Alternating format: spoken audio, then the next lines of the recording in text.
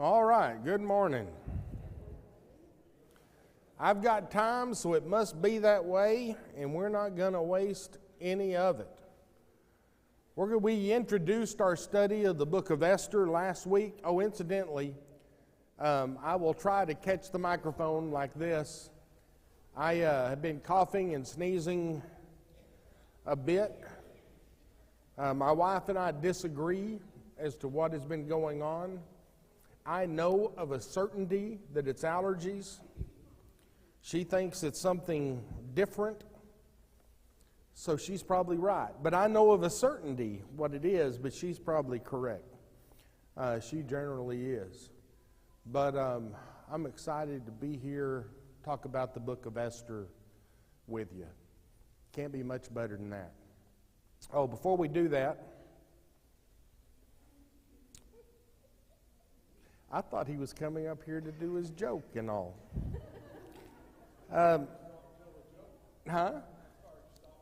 Well, that'd been all right. We're making this announcement. We're in need of greeters, more greeters during our Sunday services. This is a ministry that is very important and needed. It's a job for anyone and a great way to get to know people. Greeters are simply asked to arrive 20 minutes before Bible class begins. They're assigned a door station.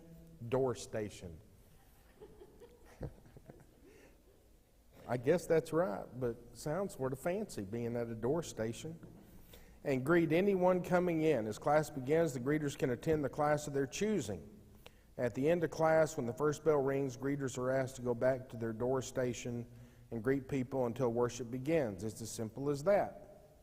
If you're interested, there is a sign-up sheet here. I'm sure there'll be sign-up sheets around, or you can call and tell me, and I will put your name on the sign-up sheet. And if nobody calls and tells me, I'm putting your name on the sign-up sheet regardless.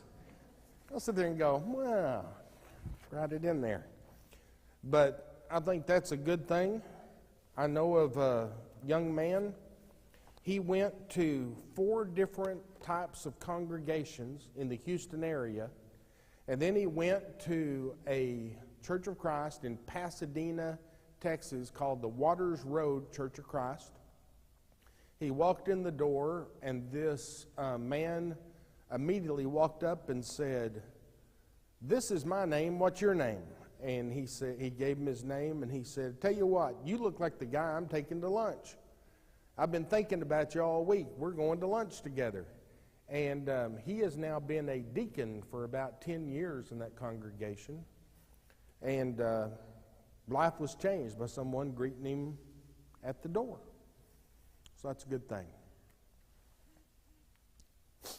Let's sing together. Holy words long preserved for our walk in this world. They resound with God's own heart. Oh, let the ancient words impart.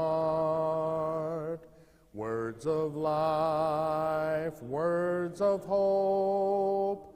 Give us strength, help us cope. In this world, where'er we roam, ancient words will guide us home. Ancient words ever true, changing me and changing you. We have come with open hearts. Oh, let the ancient words impart. Holy words of our faith, handed down to this age, came to us through sacrifice. Oh, heed the faithful words of Christ. Holy words long preserved for our walk in this world. They resound with God's own heart. Oh, the ancient words impart. Ancient words ever true, changing me and changing you. We have come with open hearts. Oh, let the ancient words impart. We have come with open hearts. Oh, let the ancient word impart. I remember preaching, I guess at that time I was about 20 and had been asked to preach a meeting. And this man came up to me about halfway through and said, I don't know where someone 20 years of age gets off preaching a gospel meeting. And I said, I don't know. They asked me, so here I am. They knew me growing up and asked me, so I'm here. And he went on and on about how long I'd been alive. And I told him, it's really not a problem because I'm preaching from the same ancient document that everybody else is preaching from. It's thousands of years old. It's proven by history, by archaeology, all these different things.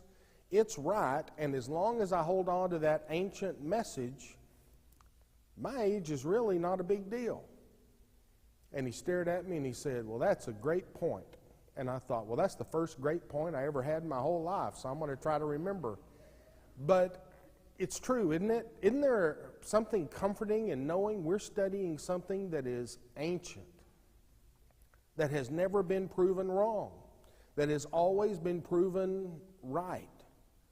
And as we go through these things, a lot of people will say, well, you know, those stories from the Old Testament, and that's sort of dangerous saying that because we think of stories as being something that's not provable, not necessarily true.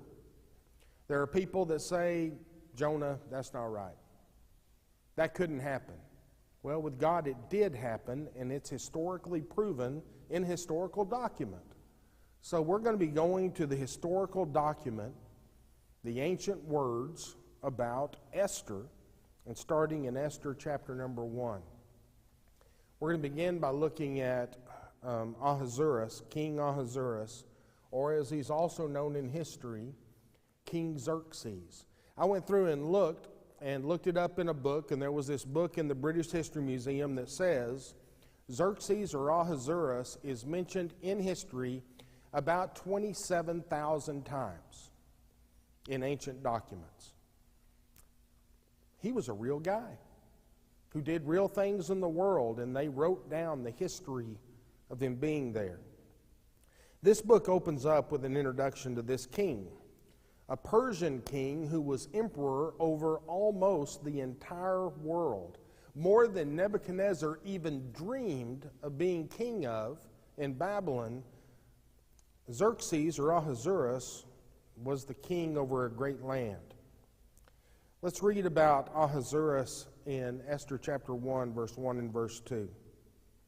It says, now in the days of Ahasuerus, the Ahasuerus who reigned from India to Ethiopia over 127 provinces, in those days when King Ahasuerus sat on his royal throne in Susa, and some translations say Shushan, and it's the same place, which was the citadel, and a citadel is a fortified city surrounding a palace. It talks about him in a real place, at a real time, in a real kingdom that covered a real section of the world with real places involved. There had never been a time when one person had ruled all of the, not just Palestine area, not just the Babylonian areas, not just any of that time, but on down into India and Ethiopia. He went further south than any other king had done up to his time. And he brought into the kingdom people like they had never seen before. It says, it came to pass in the days of Ahasuerus. Again, a well-known king in history.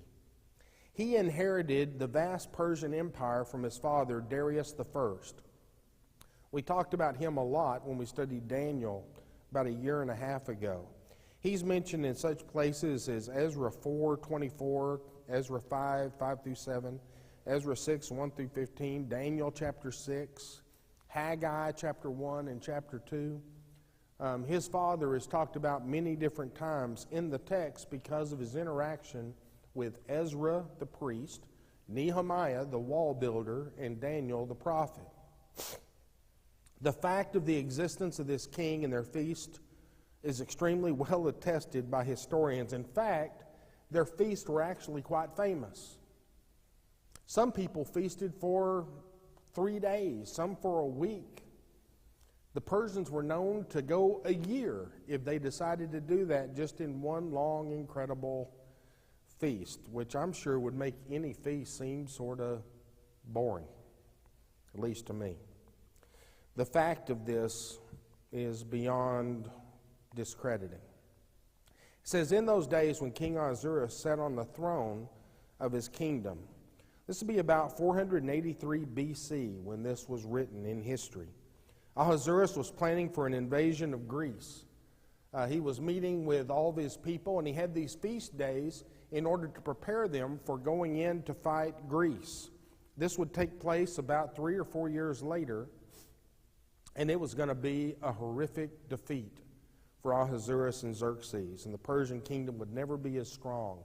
They went to battle this city called Athens because they had been building all these temples to all these gods. And he thought, if I could go in and conquer this Grecian area, if I could conquer Athens, I would get the power of all these other gods. Well, it didn't work out. Turns out the Greeks were a pretty angry, tough people, and he found himself inside some trouble. Persian Empire was the largest the world had seen to that time. The Greeks, they would even surpass that. It covers what we call today Turkey, Iraq, Iran, Pakistan, Jordan, Lebanon, and Israel. Also modern-day Egypt, Sudan, Libya, Arabia, much of Southeast Asia going down into the Indian areas. That's a big part of the world, an amazing part of the world to be a king of. He talks about those days, and in those days, Ezra has just returned to Jerusalem after it had been conquered by the Babylonians. The temple had been rebuilt the first time about 30 years before, but it was built in a very simple form, and they are about to go back and build it into a more beautiful working form, though nothing like what Solomon built. In 40 years, while Persia was being ruled by the successor of Ahasuerus, his son Artaxerxes the first, who was named after the formal name of his father, Xerxes, when he was coming into power, Nehemiah would return to Jerusalem and begin rebuilding the walls of the city. And Artaxerxes would allow that to happen. In Esther chapter 1, verse 3 through verse 9, we read about 3 royal feasts. And the Persians, this is what they were known for. In the book of Daniel, we see them having great feasts and celebrations here in this book as well. In Ephesians chapter 1, verse 3 through verse 9, it says, in the 3rd year of his reign, he gave a feast for all of his officials and servants. The army of Persia and Media and the nobles and the governors of the provinces were before him, while he showed the riches of his royal glory and the splendor and the pomp of his greatness over many days, 180 days.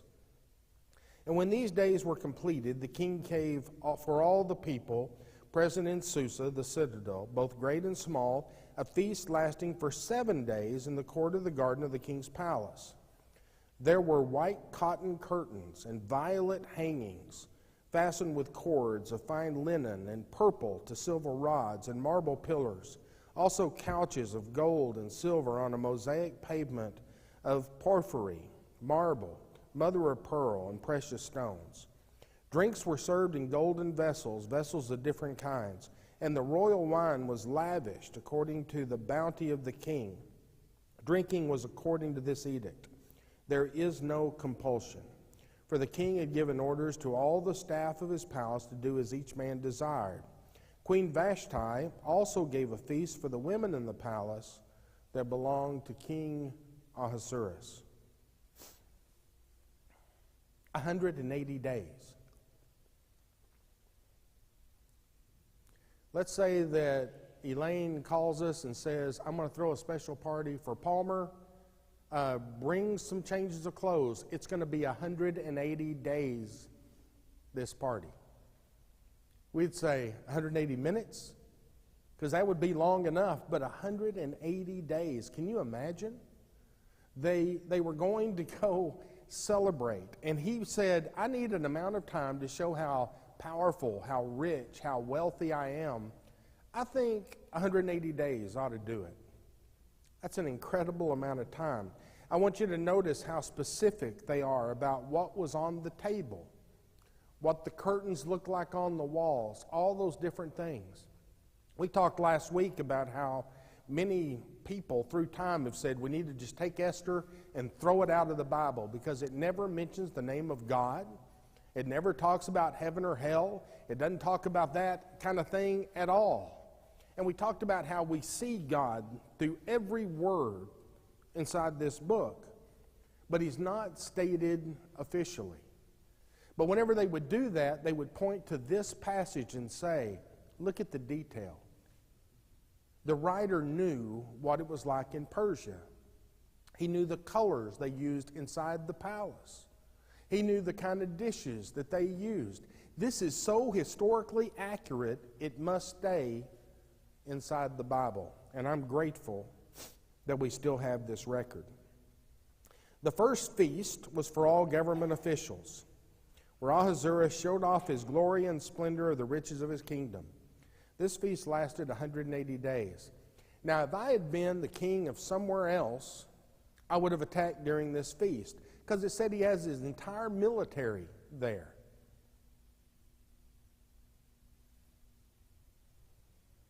That was a big party. All of his officials from all over are there, and he is showing them how powerful he is. That's an amazing thing to me. The king also made a feast lasting 7 days at the end of these 180 days, 7 days for all the people who were present inside the capital, all of those who were from in that area and could come. The second feast was for citizens of the capital city. It lasted for 7 days. The basic reason for these feasts was to show the wealth, the power, and the dominance of the king and royal family. I was in southern Ukraine for a special holiday. It was a Russian holiday celebrating the power of their military. And they had all these Russian ships going by, and it was sort of funny at the time. It's not funny now. We were all going, yeah, well, they don't have any place on the water to park. That's why they're going by. Now they have a place on the water to park in Ukraine. But they kept going by. And after about 6 hours of boats going by, you start going, what's the deal? And they said, oh, this shows how powerful Russia is. And I said, well, you line all those boats up and you put one aircraft carrier next to it, we're going to look pretty strong ourselves. But it was all about showing incredible might and power, something Russia did a lot, and something that kings throughout all time have wanted to do. He wanted to show how wealthy he was, how powerful he was, the majesty he had, and how generous he could be in sharing that with other people. He was showing off. And it took him a long time to do it. This reminds me of what Jesus said about worldly leaders in Matthew 20, verse 25.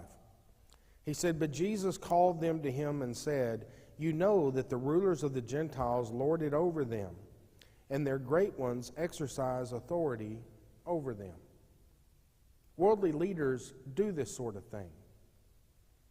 They try to show how popular they are. They try to show all the great things they do. I've yet to hear a president of the United States Senate say, well, we really didn't get much done. Though that might be true. It's always, everything's great. I did everything perfect. Everything's better than it's ever been before. And people sit in their homes and go, doesn't feel that way. But they always try to do that. Leadership always seems to have great wealth behind it. Great power exposed. And I'm not talking about one party. I'm talking about leadership. Those who serve as leaders of countries. They always want to show their power. Jesus is saying that's not the way my people are going to be. They're going to show their servitude. They're going to show how much they care and how much they'll do for you. All of the pomp and circumstance, all the show of wealth and power, all of these things were meant to intimidate and cause people to give you their support. I have never been asked to eat dinner at the White House. That would be something. I can imagine it would be far more impressive than it is eating lunch at my house. I would be nervous being in the midst of such power, such opulence. That's what it's meant to be, is impressive. There were white and violet, or blue, the color in Hebrew there is a bright blue, linen curtains over the windows. In the ancient Hebrew, the white material is literally described as the clean white, or the pure white. Can you imagine at their time in history going into a palace and you see absolutely perfectly pure white linen everywhere? They lived in a desert region, probably not a lot of really clean things out there, and yet that was one thing the Persians were known for. They also had blue. It was the royal color of Persia, this bright blue, almost violet. But having and keeping anything pure white at that time showed great dedication, great work being done. And anything blue meant this is just the king's. Everything you're seeing is the king's. Again, it shows a whole lot about the historical reliability of the documents that they know these things. And then he says, in accordance with the law, when they brought in the people off the streets, they made an announcement saying that you do not have to drink alcohol. You do not have to drink. It's not compulsory. This was something that they did inside the Persian kingdom when they brought people in from different cultures that might see drinking as a horrible violation. They would make an announcement saying you don't actually have to do this. And one major reason they did it was the Jews were there. Daniel was not long gone from the world. And Daniel's example had really impacted the Jews of that time in a great, incredible, beautiful way. Daniel said, we're not eating all your foods offered to idols. We're not drinking all of your wine. We're not drinking any of these things. We will just have water. And so the Jews began to take this stand of we will just drink water. We're not going to drink the things you have. We're not going to eat the food on your table. And it caused real problems with people from other cultures. But there were also other cultures who said, we are not going to drink while we're there inside the palace. Because there were different religious groups around at the time saying, we do not want to have something take away our power. We do not want to end up drunk and looking foolish and being out of control. As people who have been conquered by a kingdom, they wanted to stay in control. So at this second feast, when he knew they weren't just Persians, he said, you can drink if you please, but don't feel like you have to. When I first went to Ukraine, we went to this party that was honoring something that we had been doing at children's hospitals. I was brand new. I hadn't been helping at any hospital. But I was now part of the group, so they took me in there. And they came around and they passed out these little clear crystal cups, and in it was vodka. And they said, at the appropriate time, we will point out to everyone, and everyone has to take a drink. And I was sitting there looking at it going, this is a horrible place for an addictions counselor to be. So he pointed. And everyone at our table reached past that cup, grabbed the cup of water, and drank it with them. And later we were asked why, and we said, we just don't do that. We'll drink the water. But we did want to honor you guys. We did want to participate. But we just can't do that. And the man said, I respect that. I respect you sticking to what you believe. But I'm also glad that y'all grabbed the water so that you could honor the situation. That's the kind of place they were being put in at this time. I don't know if that particular kind of situation happens much here, but it certainly happens much in Europe and other parts of the world. There were religions that did not believe in drinking and drunkenness, and the Jews, especially during that time after the example of Daniel, were one of those groups. Faithful Jews were a group who resisted looking at old wine or mixed wine. They drank new wine. Mixed wine was wine mixed with sugars and some fruits in order to hasten the fermenting process. Old wine would ferment naturally. New wine was always at different levels depending on the age of the wine, but it did not have much fermenting that took place. A historian that I was reading said they could do nothing else. They felt like Solomon. They believed this wise man had the right to give this advice, and many people held to it. In Proverbs chapter 23, verse 29 through 33, it says, who has woe? Who has sorrow? Who has strife? Who has complaining? Who has wounds without cause? Who has redness of eyes? Those who tarry long over wine, those who go to try mixed wine. Do not look at wine when it's red, when it sparkles in the cup and goes down smoothly. In the end, it bites like a serpent and stings like an adder.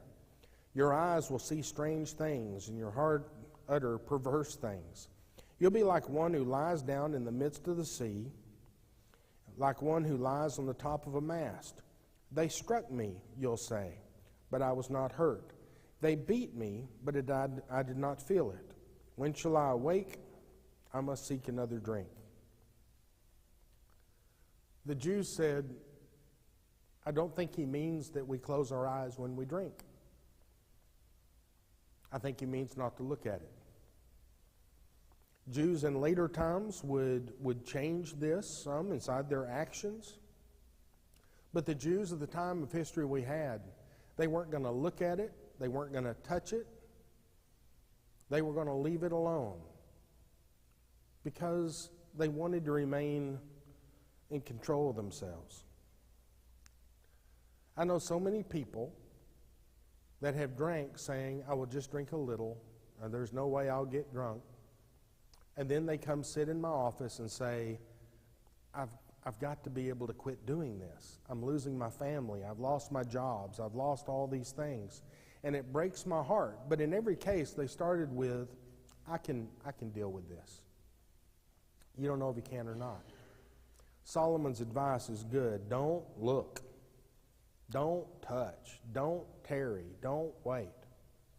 I was talking to someone about this the other day, and they said, you realize your beliefs are going to make you hugely unpopular. And I said, you realize that all I'm doing is quoting an Old Testament passage. You can still make your own decisions. But if I was listening to the smartest, wisest person that existed until Jesus shows up, I think I would listen to his advice. But there were other cultures and other religious groups who resisted drinking and drunkenness as well. So it became a common practice in the world at their time, especially when Jews were present, to say, I'm not going to force you to drink. And I appreciate the stand they took back then. Queen Vashti also made a feast for all the women that were in the palace. This was the third feast, and it was for the women there in the palace, and it was conducted by the wife of King Ahasuerus. Queen Vashti had her own feast. And apparently, according to the grammars of the text, the tenses that are used, it was happening at the same time that he was having this feast for all the citizens in the kingdom. She had this feast as well. In Esther chapter 1, verse 10 through verse 12, we see the king making a request of the queen, and the queen saying no. I can already tell you this won't go well. The king's word is supposed to never be disobeyed. And his wife says, Oh, he's not going to like it. And I think we'll see that as we read it together. So we begin by reading verse 10 and verse 11. On the seventh day, when the heart of the king was merry with wine, he obviously thought it was okay. He commanded Mehuman, Biztha, Harbona, Bigtha, Abagtha, Zethar, and Carcass, the 7 eunuchs who served in the presence of King Ahasuerus, to bring Queen Vashti before the king with her royal crown, in order to show the peoples and the princes her beauty, for she was lovely to look at. It begins with, when the heart of the king was merry with wine. Merry with wine is a nice, cute little way to say he was drunk, under the influence of the alcohol. Didn't have to be drunk. He could have said no, but he'd given in to the pressure of the feast and the lure of what he drank. Ahasuerus asked the 7 eunuchs who were there with him at that time, but the reason you had eunuchs was to serve the queen, to serve the women of the place. Eunuchs had surgery operation on them to where they could not violate the queen. And so these eunuchs were sent to talk to her. Ahasuerus decided to settle the issue of who had the beautiful women by using the example of his wife, Queen Vashti. And he wanted to put his wife, the queen, and this is the literal term, on public display before the men.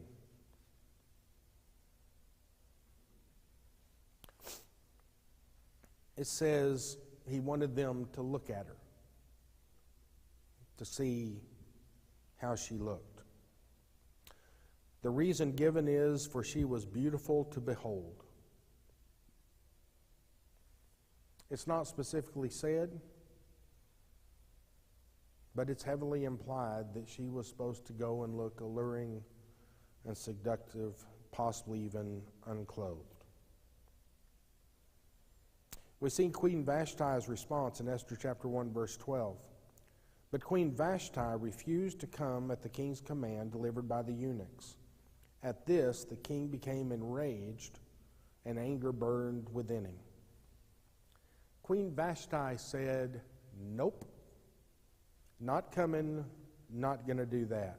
We do not know all the discussions that happened to them between them before. We don't know what their usual practices were. We don't know how well they knew each other. We don't know how chaste Vashti normally was.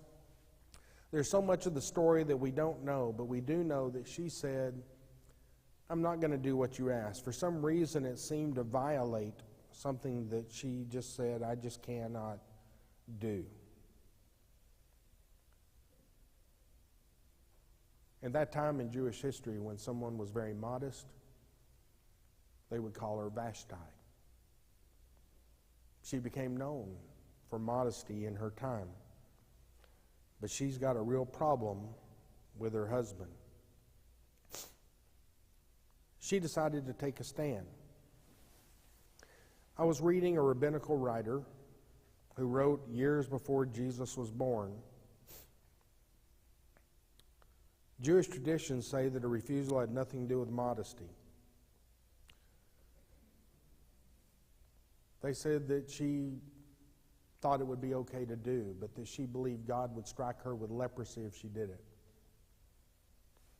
That's what one writer wrote one time. I don't have any clue if it's right or not. Nobody really could, I guess, unless we were there. But it is an interesting thing for someone to write. It was something not usually done. He was her husband and her king. Normally she was allowed to be with the women and to do things with the women, and suddenly he introduces this and she says, no.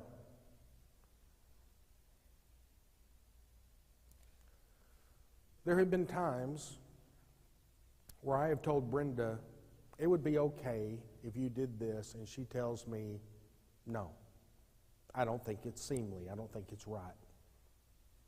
We were talking once about going out, and this was recent, and snorkeling and all these things, and she put on her bathing suit and put so many other layers on top of it. I was going, are you comfortable? Is that going to be all right? And she said, I'm much more comfortable covered up than not. And I smiled and thought, I won the lottery when I picked this girl, because she is truly modest, truly awesome. She does about anything I would ask her to do, but there are certain things she just will not because of her godliness. And I don't know how this worked with Queen Vashti, but Vashti said no. Her husband had already spoken in front of the group. He told him what he was going to do. She said no, and he would have been embarrassed. It says he was furious and his anger burned. This phrase in Hebrew that is translated burning anger or anger burned means it was a fire that could not be put out. Have you ever been that mad? I'd like to say I haven't. But sometimes you get really angry and it just doesn't seem to want to end. And that's the way he felt at that time.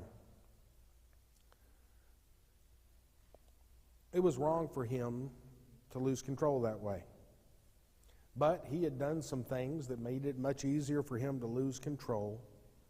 It was wrong in his culture, and I think in most cultures, for him to dishonor his wife. Ahasuerus, at this point in the historical record, doesn't sound very impressive, does he? Vashti, in her defiance, impresses the readers with her virtue and her moral stand. There are a lot of issues we could look at, a lot of things to learn. There's also a truth to remember, that taking a moral stand can lead to consequences. It's a sad thing to me that doing the right thing can lead people to mock you, lead people to speak out against you. Maybe you're on a cruise with your wife and everybody points out what white legs you have. Maybe that's the big pain. That's happened to me. But there's all these things that can happen when you take a stand. In our history, there was a president who made a promise. George H.W. Bush, the first one. He sent the army after Saddam Hussein because they were in Kuwait. And he told him, if you will pull out of Kuwait, we'll stop. He pulled out of Kuwait. All of his military advisors were saying, you got to go kill him. And that was probably the right thing to say. You got to go stop him. You got to go kill him right now. And George Herbert Walker Bush said, there is a right that might be true, but there is a right that is absolutely true, and that is, if I give my word, I will not change it. I've always appreciated that thought. They will tell you that's the reason he lost the next presidential election, because morals can have consequences. But his memory means something. And when he died, the people that lined up to pay him honor meant something. But sometimes doing the right thing doesn't leave you in good stead. So there are consequences for Queen Vashti. She is going to be banished from the palace, from the kingdom, from everything. She's going to be put away because of what she's done. And they are going to have a contest to find the most beautiful of women and put her in the palace. They're going to go gather and collect, and one of the women that's going to be collected is Hadassah, a Jewish young woman whose Persian name was Esther. And I can't wait to get into her story. We'll look at this part and the start of the part where Esther is found and taken and placed in the palace next week, Lord willing. This story to me is really important. First of all, it shows us a young woman who's an incredible hero. I think our young ladies need to see heroic women of the Bible so that they'll see the standards they live by. But we saw another heroic woman, I think, in Vashti. The king said, "You will show up," and she said, "No, I really cannot." That stand was an amazing stand to me. We don't know anything about how she grew up, what happened, or any of those kind of things. We don't know what values her parents gave her. What we do know is she's not one to bow the knee easy.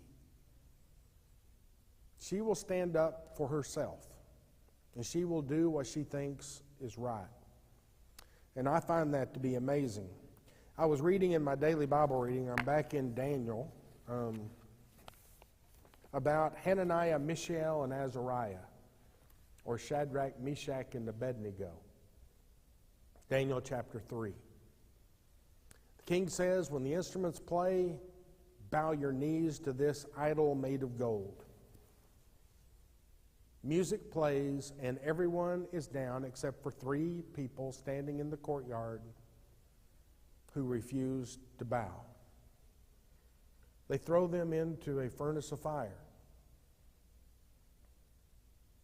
and they're untouched because God values faithful people in hard times. God values those who will not bend their knee when they know it's wrong. And as I look here at Vashti, she is from a different culture, a different time, a different place. But don't you see something in her you like? Don't you see something we can appreciate? Let's pray. Dear Father, we love you so very, very much. Father, we are so thankful for the chance we have to study your word together. May you bless us as we continue to study it. May we hold to whatever it says. It's in the name of Jesus we pray. Amen.